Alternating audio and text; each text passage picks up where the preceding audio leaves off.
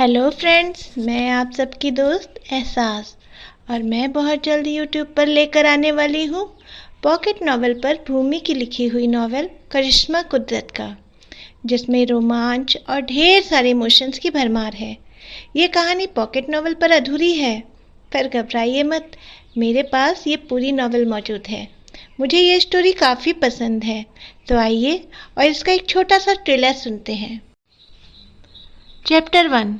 सामने से आ रहे ट्रक को देखकर शिखा जोर से चिल्लाई, पर शायद ये उसकी आखिरी चीख थी। कार को चला रहा ड्राइवर भी कार को ठीक से संभाल नहीं पाया और सामने से आ रही ट्रक से टकरा गया। कुछ ही देर में सब कुछ शांत हो गया। शिखा को अपने आसपास लोगों की भीड़ का एहसास तो हो रहा था, पर ना तो वो कुछ बोल पा रही थी और ना ही उसे उन लोगों की कोई बात सुनाई दे रही थी। उसने अपनी बंद होती हुई आंखों से एक नज़र सबको देखा। शिखा के माँ, पापा, भाई, बहन, ससुराल वाले सब खड़े होकर कुछ न कुछ बोल ही रहे थे, पर शिखा को कुछ भी सुनाई नहीं दे रहा था। उसने धीरे धीरे अपनी आंखें बंद की और अपने मन में ही भगवान जी से, हे शिव जी, इस बार तो मैं अपना सपना पूरा नहीं कर पाई, लेकिन आप मुझे इस दुनिया में वापस ज़रूर भेजना।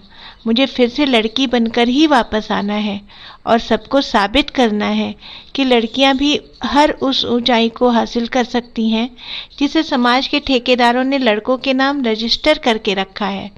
लड़की होना कोई कमजोरी नहीं है। बस इस बार मेरे पैरों में किसी भी रिश्ते की बेड़ियां मत डालना। मैं अपने सपनों को पूरा करना चाहती हूँ।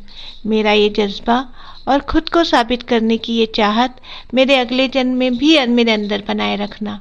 और इतना कहकर शिखा के हाथ स्ट्रेचर से नीचे झूल गए। डॉक्टर ने जब आकर शिखा को चेक किया तो उन्होंने शिखा को मृत घोषित कर दिया। अचानक से किसी ने जग भरकर पानी शिखा के ऊपर डालते हुए ही चिल्लाते हुए कहा, कब तक सोती रहोगी महारानी?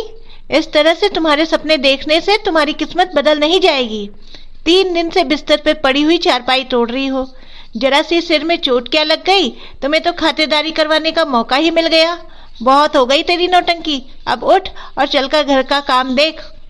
शिखा ने उस औरत की तरफ देखा जो बिन मौसम बरसात की तरह उस पर बरस रही थी। शिखा उस औरत से, आप कौन हैं और मुझ पर इस तरह से चिल्ला क्यों रही हैं?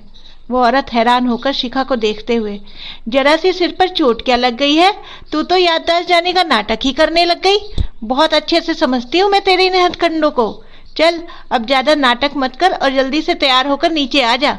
अभी थोड़ी ही देर में वकील साहब भी आते होंगे। मुझे उनके सामने तेरी कोई नौटंकी नहीं चाहिए।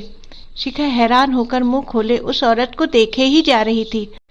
उसे तो कुछ समझ ही नहीं आ रहा था कि ये औरत कौन है और उससे ये सब क्यों कह रही है, जबकि शिखा तो उन्हें जानती तक नहीं है। शिखा हैरान परेशान सी होकर अपने आसपास देखने लगती है। वो खुद से ही सोच सोचकर पागल हो रही थी कि ये वो कहाँ पर आ गई है और उसके घर वाले उसको यहाँ अकेला छोड़कर कहाँ चले गए।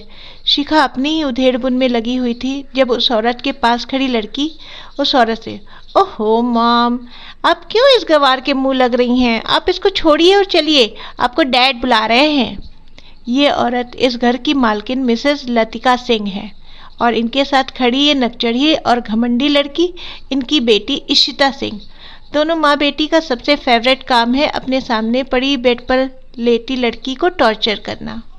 तो कैसा लगा आप लोगों को इस कहानी का ट्रेलर? आप लोगों को ये कहानी कैसी लगी मुझे कमेंट करके ज़रूर बताइएगा और प्लीज़ मेरे चैनल को सब्सक्राइब करना मत भूलिएगा ताकि इस नॉवेल के कोई भी एपिसोड आपसे मिस ना हो। अब इस कहानी को पूरी आपके पास लेकर आने के लिए हमें जाना होगा, पर जल्दी ही आप लोगों से फिर मुलाकात होगी। तब तक के लिए bye bye, take care, sayonara.